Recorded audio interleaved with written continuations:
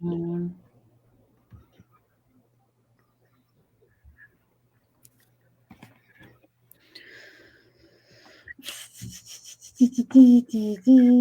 Oh, it's recording. I always miss it. 3, 2, 1. We are back on It's Always Game Day in Cincinnati. Lindsay Patterson, Mike Santagata here. How are you doing, Mike?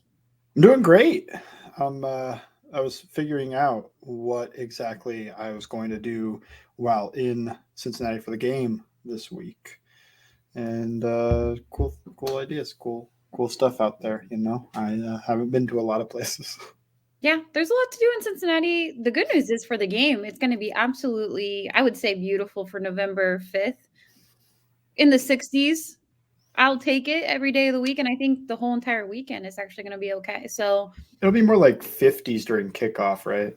it'll be a little chilly then, but tailgate most of the day. It's going to feel great because everyone's going to be dressed for November, the fall weather. It's going to be, it should be a good game. I'll take any game that it doesn't rain. And it's November. But kind of just going on to this game right now for the Cincinnati Bengals. Trey Hendrickson returned to practice. They were pretty much going to manage his injury all week, but he returned. And, most of the players, Orlando Brown Jr. was dealing with a groin injury. He was back at practice today. Any thoughts kind of going into this matchup right now? And Josh Allen went full go-to for the Buffalo Bills. None of those are surprising, I feel like. Yeah. Those were all, we expected all those guys to play. I guess Trey was the only one that had a slight bit of, was it just adrenaline and, like playing on it before it swelled up type of thing that he was able to finish the game so strong?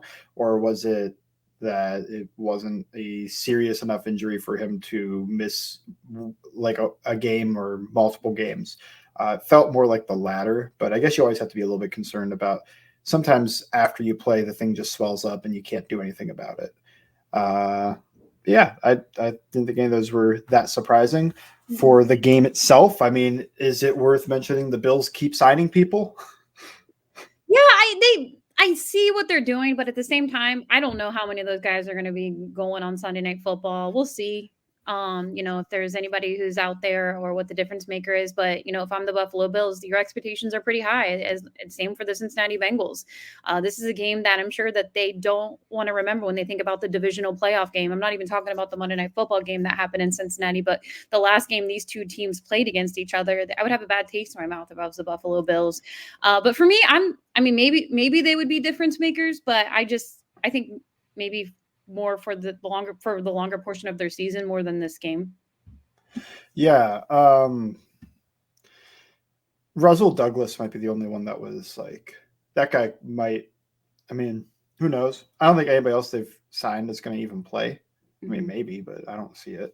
That one, he might play. I do wonder about, like, can you just throw a corner basically off the street and have it be better than what you're currently using? I guess Josh Norman came off the street and was playing, so maybe it is not that different from Josh Norman, except a better player.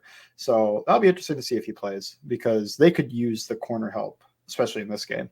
Linval Joseph and Leonard Fournette, I expect that to be a next week type of thing. Also, I did hear from a Bills guy, not that it's definitively like this is what's happening, but because of the Damian Harris injury, they had to elevate their practice squad running back up as like the third running back on game day. And that might be Lenny either as the practice squad guy or as the third running back that doesn't really see any time. He's just kind of there in case somebody gets hurt. No idea. But honestly, he probably doesn't matter for this game. Either way. Any other? Yeah, I mean, honestly, when I think about this game or kind of the matchup, and obviously we'll give our prediction later on in this podcast, but I would just say overall, I feel like it could be kind of a fun shootout with both offenses, to be completely honest with you. So you don't believe in Lou? I believe in Lou, and I believe the defense to stop him when it matters. But I just think it could be. If you're the Buffalo Bills, Josh Allen's going to have to go off. He really is going to have to go off this game. Have you known he's protected the ball lately? He threw those 4 picks week 1, and he's thrown 3, I think he's only thrown 3 since then, and it's been he has 6 weeks. So I think some people see him as like a big turnover guy, and then you look at the interceptions and you probably see confirmation bias of like, yeah, he throws a lot of picks. But 4 of those came week 1, and he hasn't done much since. I hope he throws a lot this week, of course, especially with me in attendance. I'd love to see that. But I'm not expecting it. I think he might take care of the ball a little bit. I'm I think it's the number one matchup is what Lou does to the Bills offense, because they've got to be ready for some of that stuff the Bengals did in the first matchup. The exchange pressure creeper stuff where Mike Hilton was coming from 100 miles away and they never saw it coming. He had 3 pressures, 2 quarterback hits, and other big plays in that game. I almost feel like you have to have a 21 check where he's just like, where's Hilton? Okay. Just like that snow game when he came after. That's what I'm saying. Yeah, the snow game is why I think I would just, if I was the Bills, I'd have a 21 check. Like, where is he? Okay. You have watch that guy. You see his PFF grade right now. Mike Hilton is back and better than ever. So I'm here for it. That'll be one of my favorite hits from that Buffalo Bills game is when Mike Hilton got after Josh Allen. Almost a fumble. Oh man, that was beautiful. But kind of just going up to the trenches when you think about it. This D-line, look, Trey Hendrickson, he's a tough guy. He was dealing with a wrist injury the last 2 times that he played the Buffalo Bills. Mm-hmm. And I think it's the pressure's out there. They're getting to the quarterback. But what do you think that matchup versus the Buffalo Bills offensive line is going to look like? I mean, he'll almost exclusively go against Deion Dawkins. He got the better of him in the first matchup, I think, especially when they would run like drop 8, 3-man rushes. He was still beating Dawkins before the help could get to him and getting to Allen. I think Dawkins is a pretty good left tackle too. Mm-hmm. So I don't think this means like, oh, that guy's a bum and Trey is just going to destroy him again. But something about that matchup in the last game did not go the Bills' way. Maybe it's just those things happen where it's just, a small sample size. We're talking one game, and I did not go back and rewatch the snaps of the other game that was cut short. So I don't know how he was doing in that one, but that was only one drive. So we haven't seen it a ton. If he can continue that, the Bills are in a little bit of trouble. If he can't, then we'll see what the adjustment would be from the Bengals side. But he's on a heater, so I kind of am expecting him to at least slightly win this matchup, if not take it to levels that he did in the last one. Another thing you want to watch out for is I feel like Gabe Davis has really kind of stepped up for them in the wide receiver room. You have Stephon Diggs out there. And then you also think of they're utilizing Dalton Kincaid. I think a lot of fans were, when Knox went down with the injury, they thought, okay, well, let's see what we got in Dalton Kincaid because they utilized the tight end position. One of the things the Bengals have struggled with when they're facing a tight end not named Travis Kelce is trying to cover a tight end. How do you think they're going to utilize Dalton Kincaid and just how Gabe Davis has really stepped up over the last few games? I was also going to just real quick say, sorry, just something in my mouth. But I was going to say that their offensive line is playing better. That's worth noting because the offensive line overall was really bad in that last matchup, whether it was against DJ Reader, BJ Hill, Sam Hubbard, etc. The right tackle is the same. That's going to face Sam Hubbard, but he's playing better. He was a young guy, Spencer Brown. The interior is pretty different. Mitch Morse is the center. He's a good center. That's actually who I comp Tyler Linderbaum to coming out. I think Linderbaum's actually already might be better, but I was trying to keep it a little conservative. He's athletic. He's not a great one-on-one pass protector type, but he's a useful and unique type of player. The guards are both playing better than the guards they had last year. They've got Connor McGovern at left guard, who's having a career season, and Osiris Torrance, who's a rookie, who Bills guys say is playing pretty good, and I trust them. I have not watched yet. So I want to say that their offensive line is playing better, and I think that does have an effect on this because it's not all scheming of why the Bengals were so good against them in the divisional round. It's a little bit of their fronts got their butts kicked on both ends. So whenever you lose both sides of the trench battle, it's hard to win football games. And now the Bengals have a little bit tougher of a task, I would say, to dominating the trenches on the defensive side in this game. When it comes to Gabe Davis and like Dalton Kincaid, I'm not overly concerned about Gabe Davis. I mean, he's a deep threat. He's a guy that wins kind of like big catches down the field to me. And I think he's fine. I think he's useful. and the Bengals have been killed by that before. Maybe I should be more concerned because it is kind of Marquez Valdez-Scantling, but he doesn't have the speed of Scantling. He's more of like a big target that works down the field.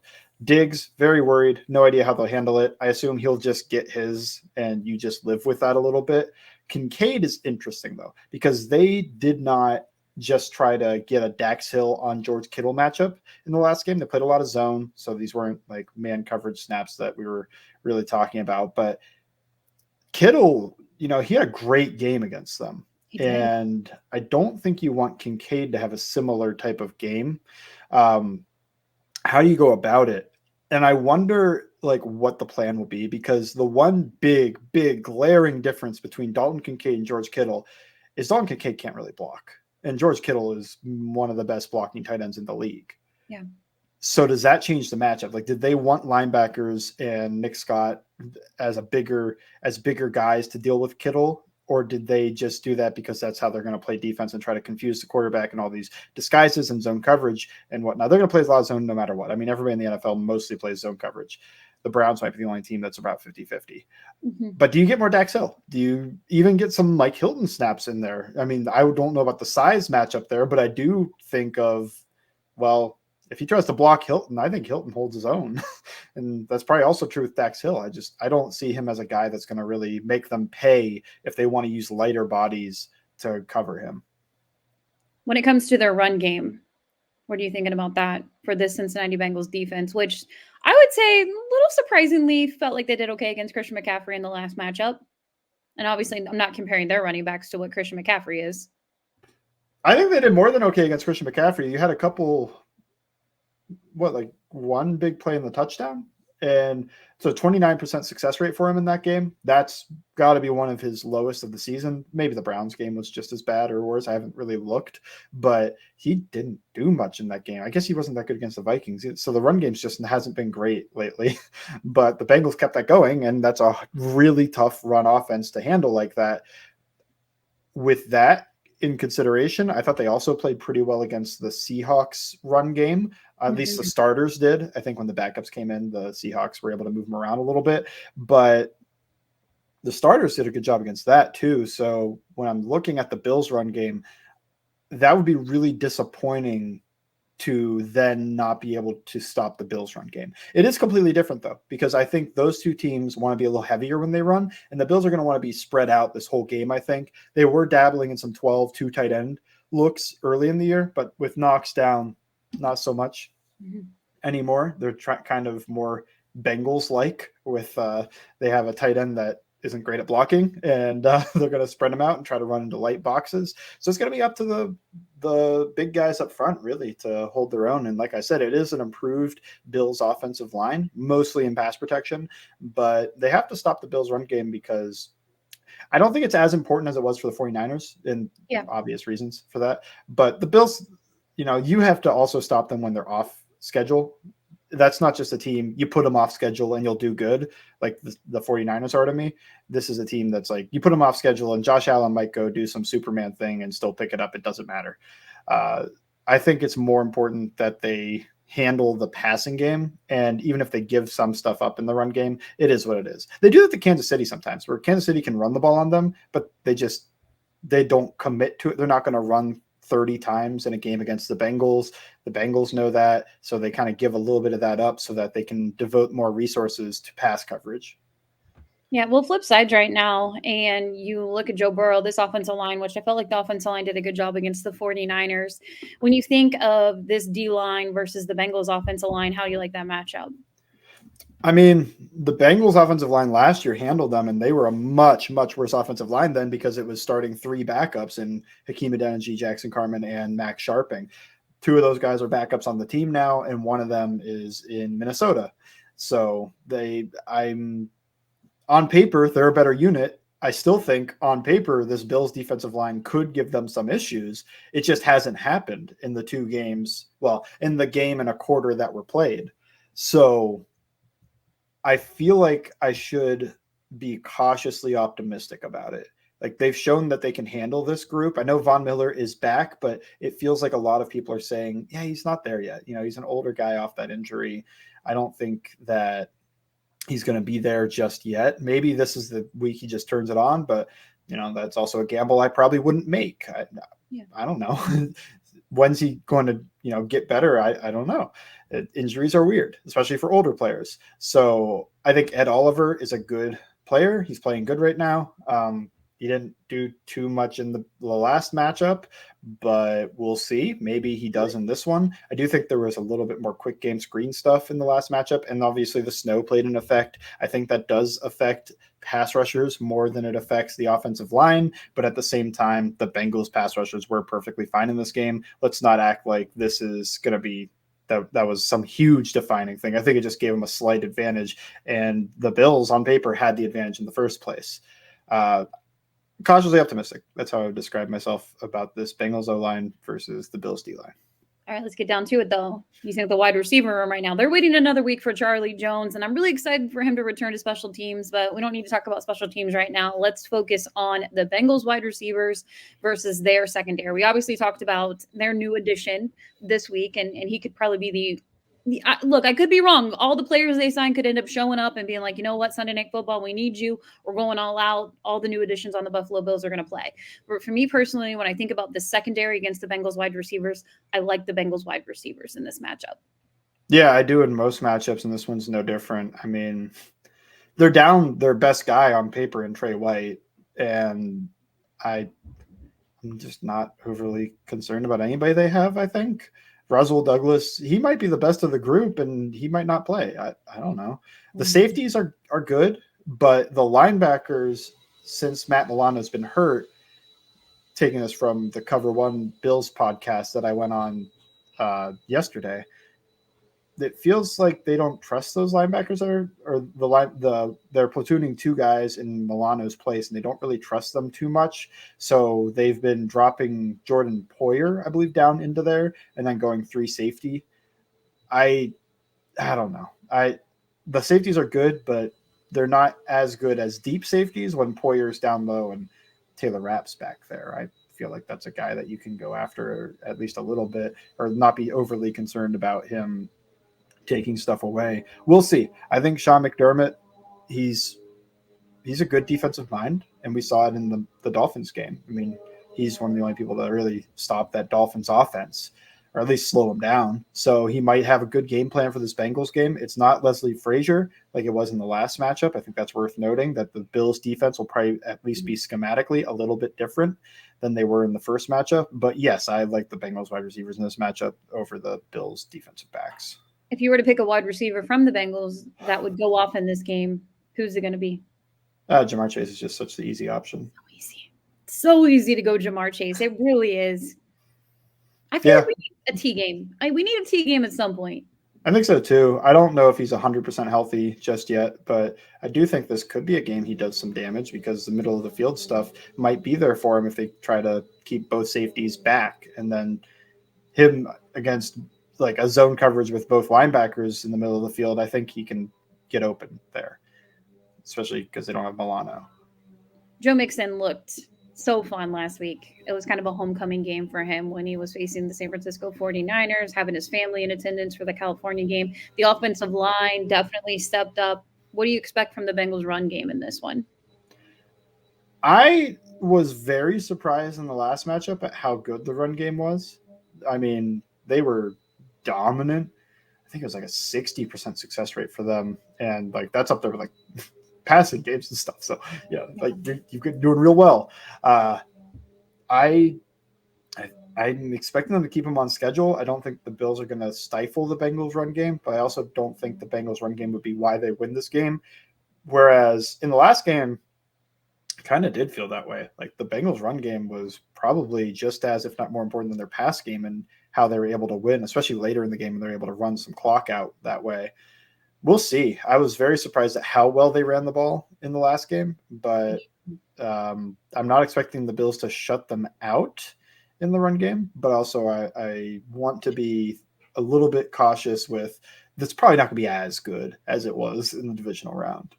Yeah, well, we'll get to our prediction later, and we have a special guest coming up too. But now we'll get to some of your Twitter questions. Thank you for sending them. You can follow Bengals_Sands, me at LNDS Patterson. We'll get to our first one. What is the most surprising and disappointing thing about this season and roster so far? Um, I think the most disappointing could be our guy Irv at tight end.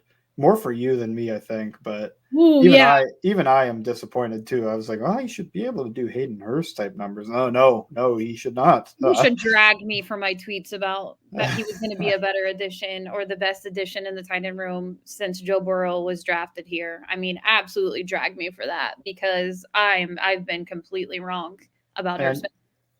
and I need Joseph Osai to do something else. He was my breakout player, and he hasn't done it yet. He hasn't done much of anything yet. So I'd like to see him have a good game or two that you could start pointing to as like, okay, yeah, he is that guy.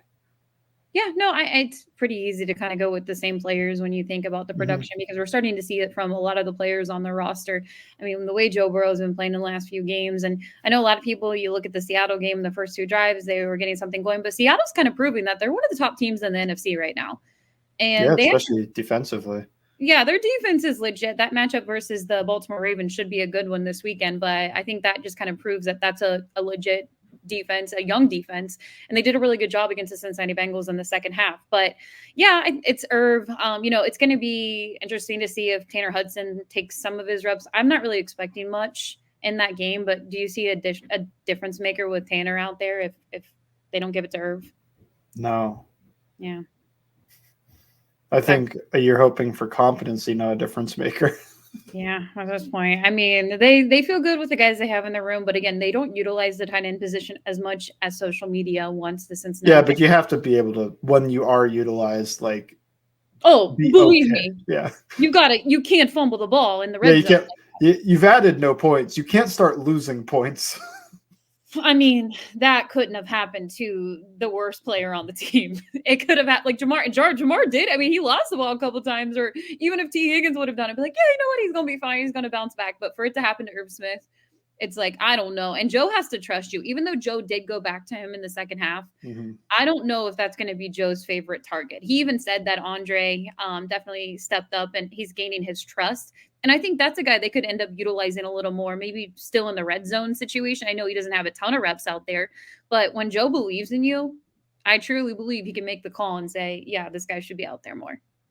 Does a great job out of structure to get open after the play breaks down. I haven't seen a ton of him winning in structure, but he's also mostly in the red zone. So take that for what you will. He's just not as much room. So he's shown the ability to get open there. I think that's nice. I bullish on the future of a guy that can score 2 touchdowns as a 6th-round rookie. He has this. Does he have the same amount of touchdowns as T. Higgins right now? Yeah, I think so.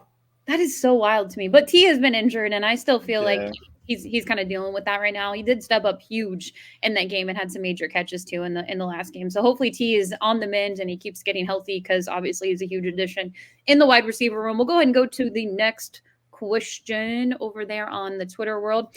Why is T Boyd being featured more than T Higgins? I mean, some of this is just, the quarterback and how the defense plays and reading it out. And the other part of this is T was hurt. He got, when did he get hurt? I don't even remember. It was the Titans game, October 1st. Okay. So he was hurt for an entire month as well. I think those are the two things you can look at as why Tyler Boyd's having more production so far this year. Do you think it holds true that Tyler Boyd will have more production end of the year than T Higgins? No. Me either. Yeah, so, I mean, I think it's just really injury-related and small sample size at the start. And I like them utilizing Tyler Boyd. Mm-hmm. To be completely honest with you, he stepped up big time in the last few games with some major catches, so I'm okay with it. Yeah. Get T healthy right now. And you know what? The extra week that T keeps getting, that he has no setbacks with his rib injury, is great news. Because like you mentioned, it's been a month. And, get 2 more weeks in, you'll be at the 6-week period. And as long as there's no setbacks, I don't know if it's something that T's going to be playing with the rest of the season, but he hopefully is feeling better after every week for the rib injury. But next, we're going to talk with the Buffalo Bills expert on It's Always Game Day in Cincinnati. We are back on It's Always Game Day in Cincinnati. Huge matchup, 2 of the top teams in the AFC. We had to go over to Buffalo, get one of the experts there. Sal Capaccio, Always Game Day in Buffalo. Sal, how you doing? Pretty good. Thanks for having me on. Great to talk to you guys. Good to talk to you. It seems like the Buffalo Bills front office has been pretty busy this week, adding a few additions. Yeah, for sure. 3 new additions, 1 via trade, 2 via free agency. So let's start with the trade. Rasul Douglas comes over from the Green Bay Packers. I think it's interesting that the Bills and the Jaguars were the only 2 AFC teams to actually make an acquisition at the trade deadline. I think it just shows you how tough it is to actually make a trade in the NFL, right? And find the right partner. I don't think that means that Cincinnati or Kansas City or Miami weren't trying, or Baltimore. It just means that it's tough to make a deal. The Bills made one. Bring over Rasul Douglas, which is really going to help stabilize the secondary after they lost Tre'Davious White early in the season. And, Kyer Elam hasn't been able to really stick on the field. Now he's on IR as well. A really good player. He's actually tied for the 3rd most interceptions in the league over the last 3 years with 10 of them. So that's a really nice player for them to get. And then free agency wise, they've dipped into the veteran pool, basically. Leonard Fournette comes as a running back on the practice squad to kind of stabilize that after the loss of Damian Harris a few weeks ago to a neck injury. It's a guy they've really had their eye on and been talking with for quite a while. He's a good pass blocker. He's good out of the backfield. Believe it or not, he's only 28 years old. When you guys think Leonard Fournette's like way older than 28? 100%. Yeah, he's only 28 years old with a lot of tread on those tires, but he's got a lot of experience, catches the ball well out of the backfield. And then just today, Linval Joseph, a veteran in the league. This is a guy who is 35 years old, but he went to Philly last year right around the same time and was a part of that great D-line that helped him get to the Super Bowl. So Daquan Jones is injured. He's out. The Bills have had some major injuries on defense. So I think Linval Joseph coming in is going to really help that defensive line, maybe not replace Daquan Jones, but at least, allow it to be a little bit more functional in how they want to run it. Sal, do you think, I was just going to say, do you think any of these guys play this week, or do you think they're more like stashing for next week after they get more into the offense or defense, whichever side they're on? Mike, it's the $1 million question we're wondering in Buffalo. I will tell you the Bills have not shut the door on it. I do think that Rasul Douglas will suit up because if you look at the numbers, they only have 2 boundary corners in the active roster other than him, Christian Benford and Dane Jackson, the 2 starters. So, Rasul Douglas could wind up being a starter, but right now, Kyer Elam, like I said, is on IR. So the only options you have are him, and then you can dip into the practice squad, elevate Josh Norman, a guy they signed just a few weeks ago who's older as well, and Jamarcus Ingram. And against this group, Cincinnati Bengals, as you guys know better than anybody, you're going to have all hands on deck. So I do think that Rasul Douglas could play this weekend. I do think Linval Joseph could play this weekend. That's a position at defensive tackle where you could put him on the field. And as long as you don't have a tons of stunts and things he's not familiar with, this is a guy that's been in the league a long time. He's a veteran. He's seen every system. Tell him, hey, just go tie up this gap, go penetrate, whatever. I think he can do that as well. I don't know about Leonard Fournette. I think that's a stretch. Running back, you could do some things, but I think you'd be limiting really his snap count, and then you have to weigh, is that worth using the roster spot for an elevation because he's a practice squad guy right now? When you think of this matchup right now, you were talking about the secondary, and you think about these Bengals wide receivers and T. Higgins, who's kind of been battling that rib injury, but he's been active ever since the Tennessee Titans game, missing only 1 additional game after that. Jamar Chase has definitely stepped up as the number 1 receiver. No surprise there. They have the rookie and Andre Yosibosh. What do you think about this matchup overall with the Bills secondary? Well, I just think it's a tough matchup for any secondary against this group when they're fully healthy, especially when Joe Burrow's fully healthy, right? The Bengals have what every team kind of dreams of, which is 3 legitimate wide receivers to be able to throw on the field at any time. They love using them all. And then, of course, they have a really good running back in Joe Mixon, but it's going to be a tough challenge for the Bills. The Bills obviously would love to have Tre'Davious White for this game. They don't have him. Last year when they played the Bengals, they didn't have Micah Hyde for the regular season game or the playoff game. They just have never been able to be fully healthy. And of course, the Bills are missing their all-pro linebacker, Matt Milano, in a game like this, which really winds up hurting them, I think, too, because of those second-level throws, that Joe Burrow will make to those guys. So I do think, though, that, the Bills' secondary is still a good secondary. And now they have Hyde and Poyer together again, and they're very good at disguising coverages. They're very good at, playing off one another. The Bills are very good at keeping things in front of them, and they don't get beat with a lot of big plays. I know the Bengals haven't had a lot of explosive plays. A lot of that has to do with, Burrow's injury, as you guys know. But I think that at least that's going to be the game they're going to play. Hey, we'll keep everything in front. We'll give you your catches, and then we're going to have to make the tackles on you to, try and keep this, so it doesn't get away from us too quickly. Do you think with the addition of Taylor Rapp and the injury to Matt Milano, there's going to be more 3 safety stuff thrown at the Bengals than there might be if Milano played? Yeah, so it's really interesting, Mike, is the Bills unveiled kind of a new wrinkle last week against the Tampa Bay Buccaneers on a short week on Thursday night. So Dorian Williams is a rookie linebacker who's been filling in for Matt Milano. They really like Dorian Williams. He's going to be a good player. Plays super fast, plays like his hair is on fire. He's super physical. But, he's a rookie and the game hasn't slowed down enough for him yet. So he's kind of over pursues sometimes, misses some tackles.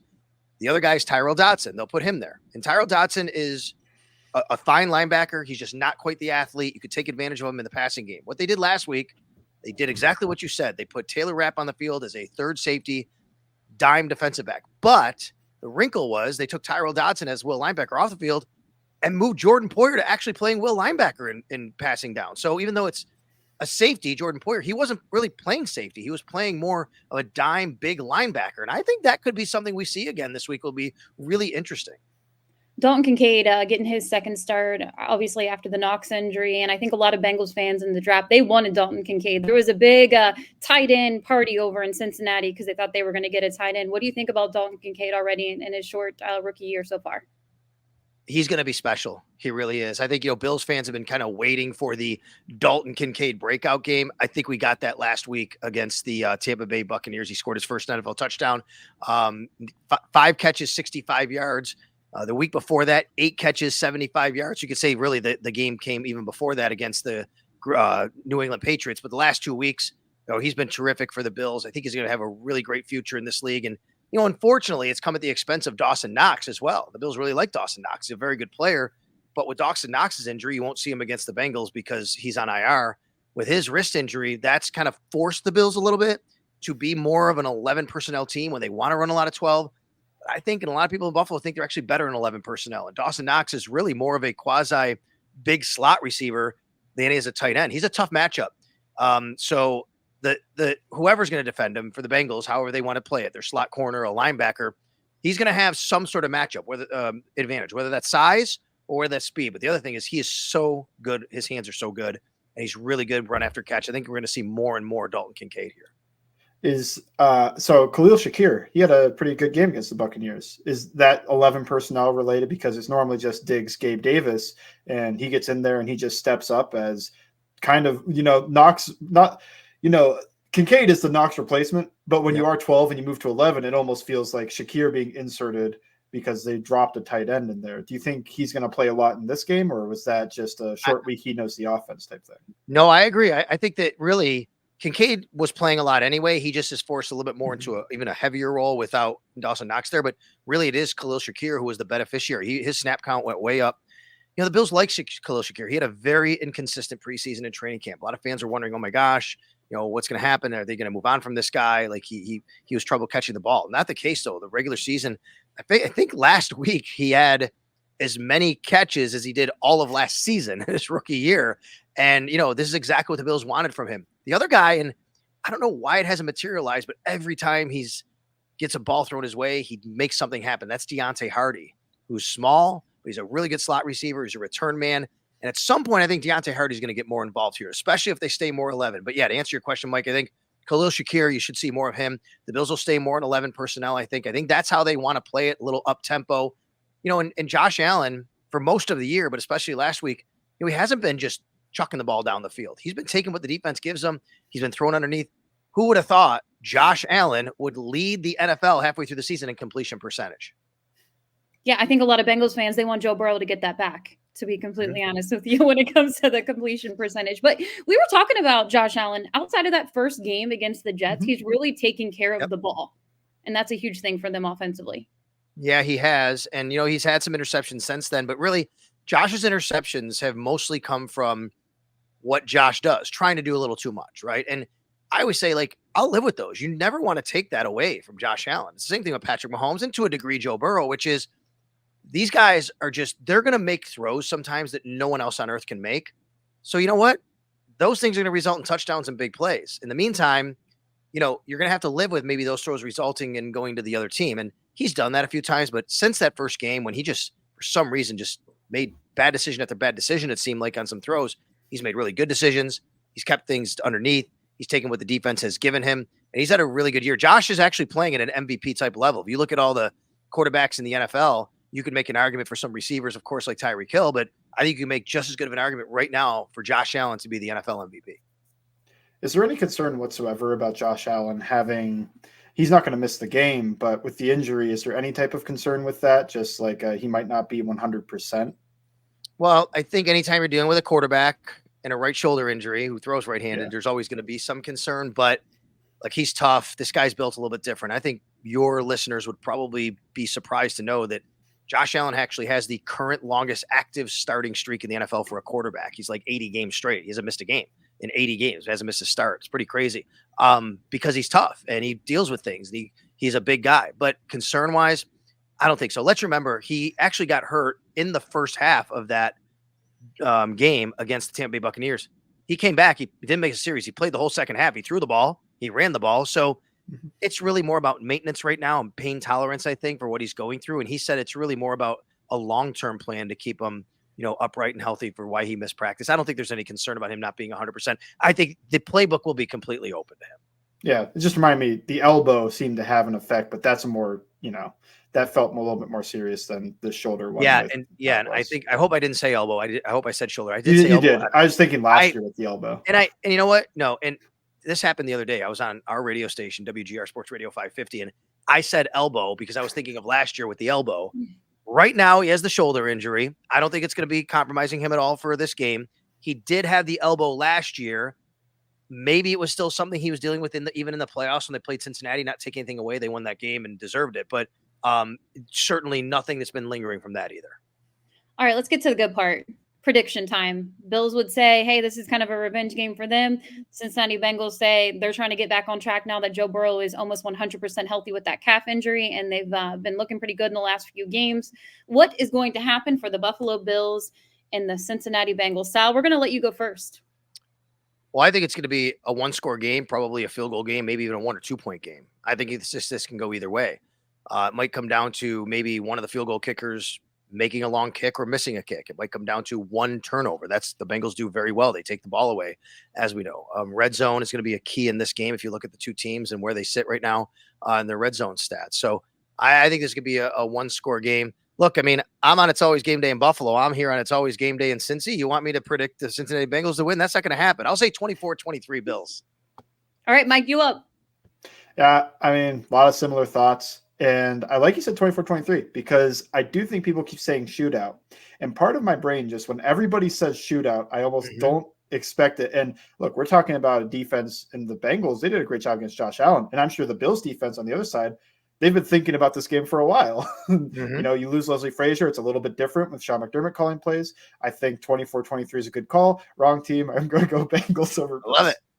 Hey, if we get 24-23 either way, we'll both kind of stick our chests. That's right. No, I agree with you guys. I think it's going to be a low-scoring game. I like to go with 23-20 when it's an AFC matchup for some reason. Maybe it's the Kansas City Chiefs, Cincinnati Bengals score every single time they play each other. But I think it's going to be a close game, maybe a walk-off field goal for the Cincinnati Bengals. I got to go Bengals. I go Bengals every week right now. I'm 4-3 on the season. Not the best record, but I'll take it. And, I'm just happy to see Josh Allen's out there. Joe Burrow is out there, two of the best quarterbacks in the AFC on primetime football. The energy should be great. And I'm really looking forward to the matchup. And Sal, thanks for joining us. Yeah, no problem. I'm looking forward to the good weather. I'm the sideline reporter for the Bills radio network. So obviously with the storyline of DeMar Hamlin and being there last year and on the field, there's going to be a lot of things going on that night. We're obviously going to be talking about that a lot. It's going to be a great night to kind of, celebrate the return of, him being able to play again as we have. That's great. But it was a great night that night weather-wise. It should be a really nice night weather-wise again this weekend, which I'm looking forward to. Well, thank you so much for joining us. Again, make sure you're following his podcast, Always Game Day in Buffalo. Have a safe travels, Sal. We'll see you in Cincinnati. All right, you got it. Thank you very much.